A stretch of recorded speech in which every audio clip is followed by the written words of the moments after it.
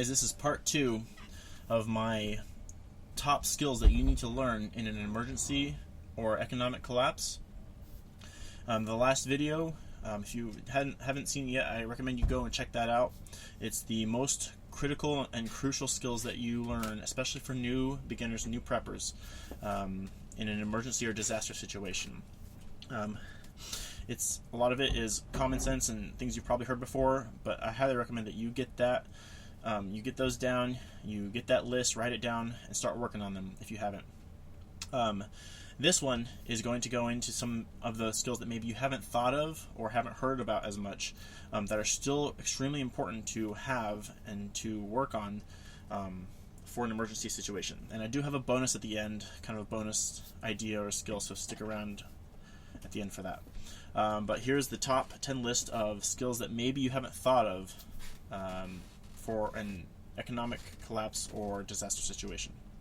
The first one is I'm going to lump several together here, but that's anything in the craftsman or building skills, fixing things, maintaining things. You need to know how structures work, how to put things together, how to fix what you have, whether that's mechanical or structural, having some knowledge about electricity and how the electricity in your home works.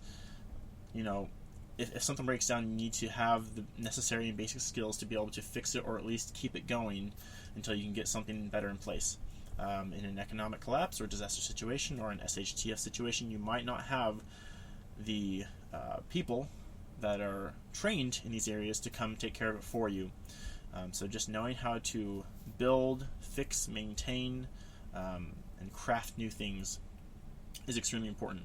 Along with that, making sure that you have the tools on hand. A good way to start, if you're not sure where to start, is to just take the 80-20 principle and apply it to tools. What are the 20% of tools that are going to get you 80% of what you need to do around the house? All right, number 2, mindset. This one's huge. I would almost put this as number 1, even before all the crucial ones that I listed in the other video. This one is so big. If you don't have the mental ability to push through a challenge, or the positive attitude, the can-do attitude, to keep going in these rough situations that could happen, no amount of physical preparation is going to help you in the long run. If you are not there mentally, if you're not a mentally strong person that can be flexible, things are going to be changing constantly. Someone who can go with the flow, someone who, if something unexpected comes up or something you didn't prepare for, how do you solve that problem? Being a critical thinker and a problem solver. Mindset is key. Number 1 in my mind. Next one, health and fitness. This is an area that I've been putting a lot of focus into lately, making sure that I am physically fit, not just mentally, but physically fit and ready to go if I have to walk a long distance, run away from somebody, run towards somebody, save someone I know, or to help someone I see in danger. But not just fitness, but also health, and this includes like hygiene, knowing how to take care of yourself when you don't have all the things you're used to around you. Obviously, you want to stock up on the soaps and the hygiene tools, but if you're out in the wilderness, how do you take care of yourself? How do you keep yourself clean, and not just your body, your teeth and whatnot? All right, next one is kind of an out there, a little bit big picture skill, but it's beginning with the end in mind, and I mean that in several ways. We're all human. We're all prepping for the worst case scenario, but that's not going to stop each one of us from eventually dying. It's common to every single human. And keeping that in mind, remembering that you will die one day, whether it's through this emergency that you're preparing for, but hopefully won't happen, or of old age. Either way, it's going to happen. And keeping that in mind while you do this, knowing why you're doing this, why you're on this prepping journey. There are many, many good reasons to do it, but knowing your why, beginning with the end in mind. But you can also apply it on the smaller scale too. With every prep that you go into, why are you doing that? Are you doing it just because it was on a top 10 list somewhere like this one? Or does it really make sense for your situation and where you live and your family? Okay? Begin with the end in mind. Don't just do things because. Have a reason. Know what's coming. I won't go into this much, but I am a Christian, and this is how this applies to me. I know where I'm going after I die, and I know that's settled for me. And I am confident in that. I'm not doing this prepping journey because I'm scared to die. I'm not. I'm doing it for other reasons. And it gives me a lot of confidence to not just do all of this out of fear of death, because that's not why I'm doing it. So, just thinking about the end, keeping the end in mind. The next one is another big picture one, and this is awareness, or being able to do an assessment of you and your preps and how you fit into the whole situation. How ready are you? In what area? I'm working on a video on this specific one right now, being able to do an assessment of your complete prepper journey, or your picture. How ready are you for what event? How long will you be able to last? Do you have all these skills that I'm listing down, at least in some form, or at least are you starting to work on them? I'm definitely not 100% on everything, and no prepper, I would guess, is. There are plenty of people that are far ahead of me. There's people probably behind me who have started after I did. Nobody is completely all the way there. But knowing where you are, knowing your needs and where you need to focus on, having the awareness to work on these things and to focus. This ties into the next one, which is organization and goal setting, planning. This is huge.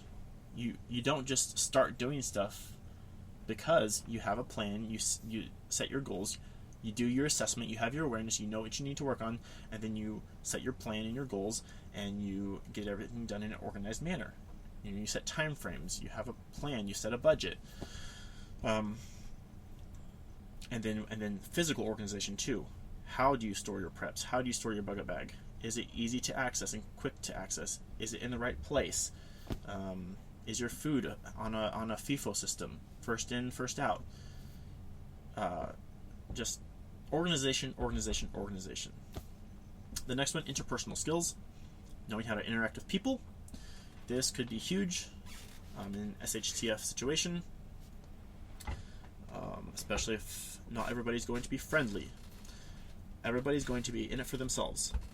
And understanding what the other person wants and how to get them what they want without compromising your own beliefs, or you're compromising your safety, or compromising your stuff. Obviously there's going to be trade-offs and there's going to be bartering and things like that, but knowing how to get people what they want, especially if they have the potential to hurt you or your family, and to keep them from hurting you or your family. Interpersonal skills. Yes, if it comes down to it, you'll have to defend yourself in whatever means that might be, but if you can avoid it, at least my personal philosophy is that if I can avoid it, I'd prefer to do that first. Negotiation, influence, things like that. Alright, the next one is general survival skills, but depending on your situation, this could vary. Are you in the city? Do you need to learn urban survival skills? Are you more out in the rural areas? Do you need to learn more bushcraft and wilderness survival? Although it can't hurt to have a little bit of both in your skill tool belt, depending on where you might have to go, where your bug out location is. So knowing those basic general survival skills, and there's plenty of information, books and videos and everything else out there on that. The next one, I kind of lumped a couple together, but this is the general homemaking skills and also education of people and children.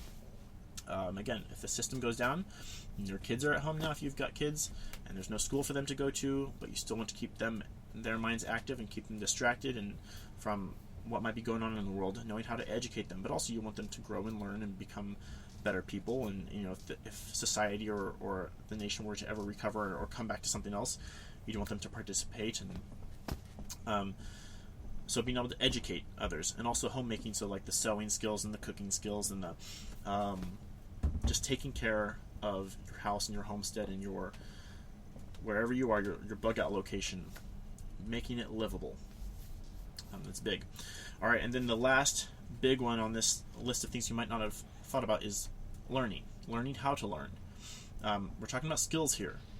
Do you know the best way to acquire these skills? Do you know how to acquire these skills? Do you know where to go for information? Do you know how to apply it to your life in the most efficient and quickest way possible?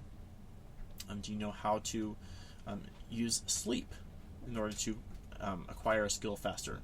There are many resources out there on this. There's breaking research and technology out there on this. There's courses, books, videos, understanding how to learn more efficiently. This is a lot of information. If you're just starting out, this can be overwhelming. So I recommend taking it one at a time, maybe focus on one a month or something. Obviously, first do your assessment, like I talked about earlier, and figure out the areas that you're the weakest on, or the ones you need to work on the most, and start on those. But then take one at a time, or maybe you can lump in a second one or something, depending on how you do it. But then understanding how to go about that day by day, what that looks like. Do you know what spaced repetition is? And just knowing how to apply these skills quickly to your life, and knowledge as well. All right, so that's my top 10 list. There is a bonus one here, and that's kind of a skill, but it's really more a mindset, back to the mindset one, and that's knowing how to do hard work, knowing how to work hard. In this day and age, a lot of people are used to cushy office jobs, or relaxing in front of a TV or a screen, and I wouldn't define this generation as the hard-working generation, right? That was my grandparents, maybe. But in some sort of disaster situation, there is going to be hard work required. And there's hard work required to prepare for it, too. Making that something, not just a skill you learn, but a part of who you are. I'm not calling myself a hard worker. I would like to become a hard worker. I'd like to be a character trait about myself that people know, that I have a good, strong work ethic. But I'm working on it. And that's okay, but it's something that you need to work on. This ties into all of these skills. Putting in the work to learn these, to apply them to your life, to be prepared. Some of this is going to take change and trial and error, and it's not going to be fun always. But pushing through, persevering, again, back to the mindset one, being able to push through and have that grit to get to where you know you need to be, in order so that you are physically, mentally, and spiritually prepared for anything that could happen. Alright, that's it for today. I hope you enjoyed my list. Let me know in the comments if you have other things that you think should be on the list. If you haven't watched that first video, go back and check that out.